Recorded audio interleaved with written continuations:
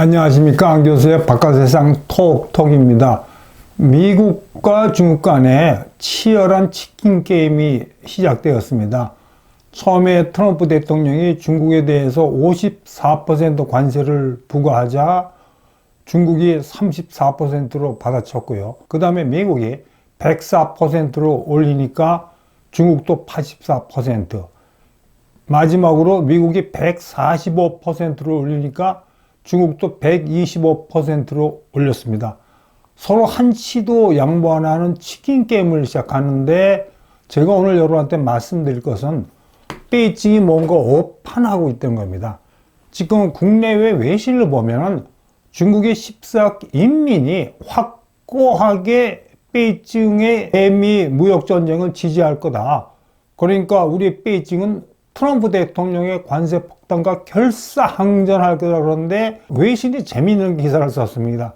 그런 식으로 나가라는 제2의 제로 코비드 백지 시위 사태가 중국 인민들 사이에서 일어나는 겁니다.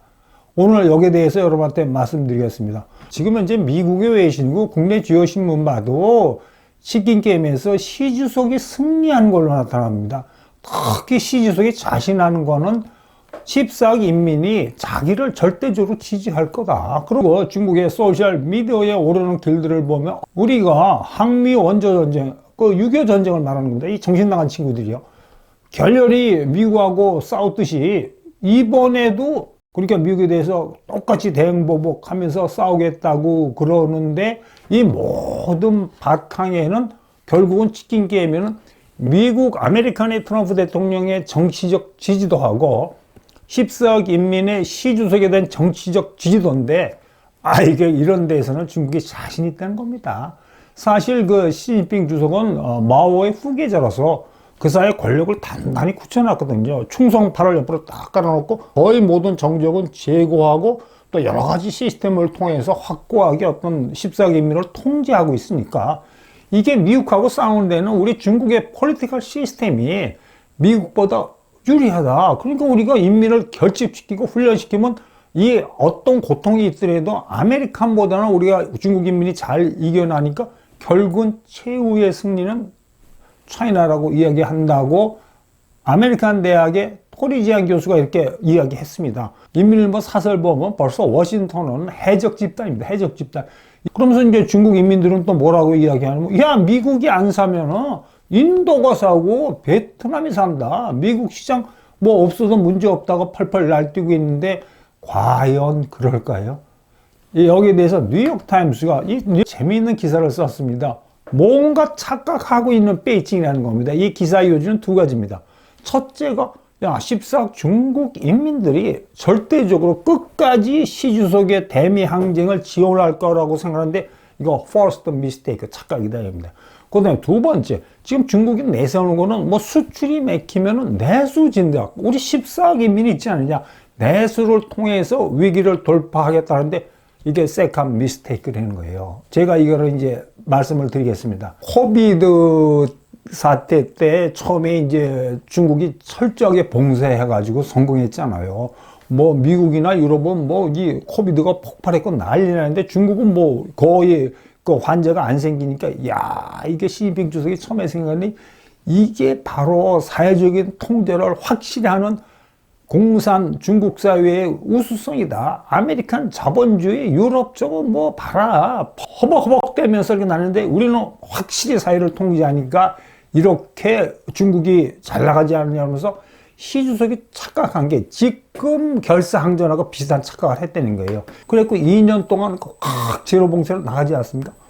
그런데 우리가 잘 알다시피 중국 인민들이 너무나 힘드니까 견디다가 끝에 나가서 저런 젊은이들이 백지 시위를 하니까 중국 공산당도 딱 보기에 이거 심각하거든요. 그러니까 자기들도 뭔가 크게 헛발질한다는 걸 알고 딱 제로 코비드를 풀었는데, 근데 지금 이 결사항전하겠다는 이 시스템도 비슷하다는 겁니다. 근데 아까 말씀드린 아메리카 대학의 토리지안 교수 이야기는 이런 제로 코비드 사태를 겪으면서 백지 시위를 하면서 기본적으로 중국 인민들이 베이징에 대해서 불신이 깊기 때문에 어떤 어느 정도까지는 그 미국의 제재로 위한 그 무역 전쟁으로 인한 고통과 손해를 감수하지만 어떤 선을 넘으면은 임들이 더 이상 참으려고 그럴 것이 아니다라고 이제 아주 따끔하게 이야기하고 있습니다. 자, 그러면 제가 여러분하고 말씀드린 거는, 야, 그럼 진짜 모든 14기 인민이 단결해서 애국주의로 엔타이 아메리칸 아젠다에 참가하느냐? 그런데 그게 아니에요. 저 외신에 났듯이 지금 중국이 철저하게 그 검열 제도를 통해 가지고 소셜 미디어를 검열한답니다. 그래갖고 야, 뭐 애국주의, 뭐 미국하고 싸우자, 절대적으로 뭐 베이징을 지지한다고 하는 그런 것만 올리고, 뭐 도산 유계에 있는 중소기업이 야, 우리 공장 이러면 미국에 수출 못하면 문 닫을 것 같아. 우리가 공장 폐쇄했기 때문에 내가 일자리 잃었어 하는 그런 거를 철저히 못 올리게 한대요.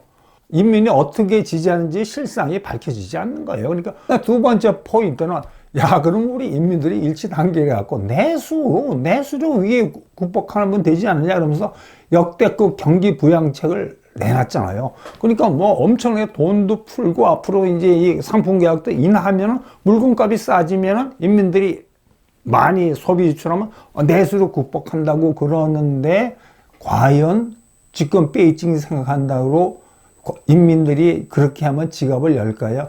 여기에 대한 국제 전문가들의 이야기는 노래입니다. 인민들이 지갑을 안 열 거라는 거예요.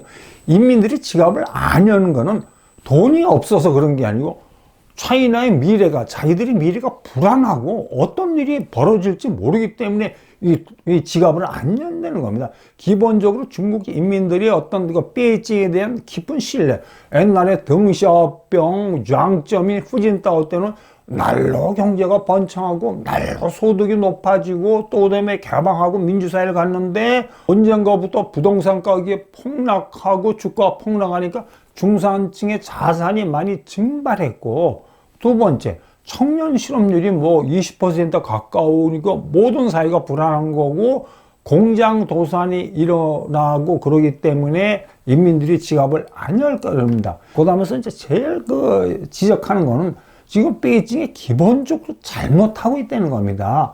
내수를 진작하고 인민들이 지갑의 문을 열게 하려면 중국이 취약한 소셜 세이프티 네트를 개선해야 되니까 사회보장 시스템을 개선해야 되는 거예요.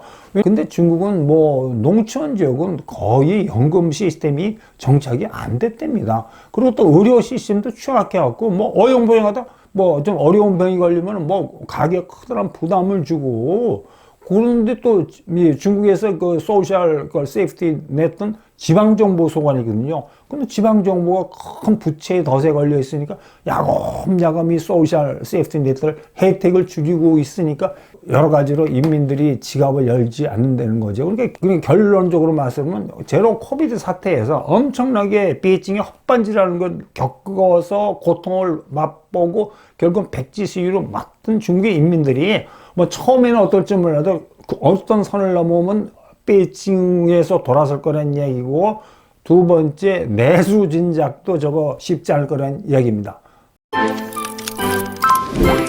트럼프 대통령이 전 세계에 대해서 관세 폭탄을 매기다가 며칠 전에 90일 유예했습니다. 제가 이 기사를 딱 보고 느낀 건 드디어 트럼프 대통령의 속셈이 드러났구나. 처음부터 저는 이렇게 생각했습니다. 차이나 배신이 주목적이었어요. 그리고 곁다리로 이제 여러 나라 때렸다가 결국은 여러 나라 걷어내고 이제 차이나 배신을 하는 건데, 여러분, 민주당의 중국에 대한 협상 전략하고 트럼프 대통령의 협상 전략은 큰 차이가 하나 있습니다. 민주당은 셀렉티브 어프로치를 했어요. 그러니까 뭐 반도체 장부 수출 금지 뭐 이런 식으로 했는데, 관세 폭탄을 때리고 나서 상대방들을 후둑 때리고 나서 하나하나씩 걷어내는 겁니다. 쉽게 말하면, 야, 너 이 관세 폭탄을 면하려면 뭐 갖고 와. 우리하고 협상해. 그러면서, 미국의 마음에 들면 이제 걷어내는 건데, 이제 차이나가 이렇게 되니까 어떤 일이 벌어졌냐면 졸지에 낙동강 오리알이 됐어요. 트럼프 대통령이 90일 유하기 전에는 EU가 씩씩대면서 25% 관세, 대응 관세 매기겠다 그랬는데, 트럼프 대통령이 이거 발표하니까, 우리 EU 보복 관세 안 되길래 미국하고 협상할래. 그 다음에 또 이제 리창 총리가 호주 수상보고도, 야, 우리 호주하고 차이나하고 손잡고 미국에 대응하자 하니까 호주 수상이 뭐라 하냐면, 야야야, 우리가 독자적으로 미국하고 대응하지, 근데 차이나하고 손 안 잡겠다 그러고 아세안 국가도 여기서 보듯이 우리 미국하고 협상하지, 중국하고 손 안 잡겠다니까 결과적으로 엔타이 아메리카 아젠다를 형성하던데 모든 나라가 노생 그러면서 미국하고 협상하겠다고 그러는 겁니다. 이거 새로운 그 국면인데, 근데 이 같은 협상 게임의 선두주자는 누구냐면 우리나라입니다. 어느 측면에서 우리나라 럭키 코리아예요. 근데 CNN이 재밌는 기사가 났어요. 야, 이 한국의 대통령 권한 대행이 참 다른 나라하고 다른 어프로치를 한다. 트럼프의 관세 폭탄에 대해서 다른 나라 대응 보복하겠다 그러고 막 그러는데 협상하겠다 이게 나온다고 CNN이 신기하게 이야기했는데, 트럼프 대통령하고 우리나라 그 대통령 권한 대행하고 이렇게 통화를 해갖고 우리가 기대했던 좋은 결과가 나왔어요. 근데 여러분, 제가 여러분한테 한 가지 여쭤볼 게 있는데, 지금 이 트럼프 대통령의 입장에서 차이나하고 일정을 해야 되잖아요. 제일 미국의 입장에서 필요한 동맹이 어디죠? 나토, 유럽 아닙니다. 지금 트럼프 대통령의 주 관심은 유럽이나 러시아가 아니에요. 차이나거든요. 차이나하고 미국이 싸우는데 제일 큰 도움을 줄 수 있는 나라는 동아시아에서 딱 두 나라예요. 재팬 아니면 코리아인데, 재팬 실질적으로 크게 도움 줄 거 없어요. 트럼프 대통령이 제일 필요한 게 코리아예요. 코리아. K조선 아닙니까? K조선. 미국이 이 원리 싫어 보냈다가 이렇게 6개월 만에 칼같이 정비하니까 미국의 해군 수뇌부는 그거 보고 뭐라 그러는지 아십니까? 랜드마크 어치브멘트라 그래요. 야, 미 해군 역사상 저렇게 6개월 만에 정확히 군함을 정비한 건 처음 보았다. 랜드마크라고 이야기할 정도로 하니까 요번에 이 트럼프 대통령하고 통화해서 조선협력 하겠다. 그 다음에 이제 알래스카 LNG 구매하겠다. 어차피 우리나라 LNG 구매해야 돼요. 세계 3대 LNG 수입국이거든요. 근데 우리나라가 주로 이제 중동 페르시아만이나 말레이시아에서 수입하는데, 알래스카에서 수입하면 얼마든지 이게 항로가 짧고 우리는 유리하죠. 하겠다. 그 다음에 이제 또 이 한 권한대행이 미국을 잘하는 사람이에요. 미국 대사라고 통상산업부에서 미국과 협상을 많이 하고 한미 FTA도 한 권한대행이 통상교섭 본부장할 때 하기 때문에 이 트럼프 대통령이 이거 간지러운 걸 딱 긁어준 겁니다. 무역 불균형 이거 정상적이 아니다. 우리가 노력해서 고치자. 그러니까 트럼프 대통령이 기분 아주 좋죠.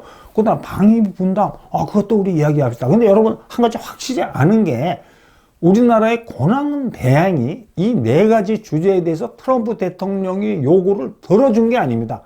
이 네 가지 이슈를 협상 테이블에 앉아서 협상하자고 한 거예요. 그거 자체가 트럼프 대통령에는 고맙죠. 그러니까 트럼프 대통령이 와인샵 쇼핑을 했다. 패키지들이 갖고 확실한 성과를 얻어냈다고 이제 이 세계에 대해서, 아메리카에 대해서 선전하고, 그 다음에 이 국가경제위원장에도 코리아나 이런 같은 동맹은 좀 잘 봐주라고 이야기한 어떤 협상의 성과를 이뤄낸 거죠. 오늘은 여기까지 하겠습니다. 여러분, 오늘 하루 원더풀 하십시오. 감사합니다.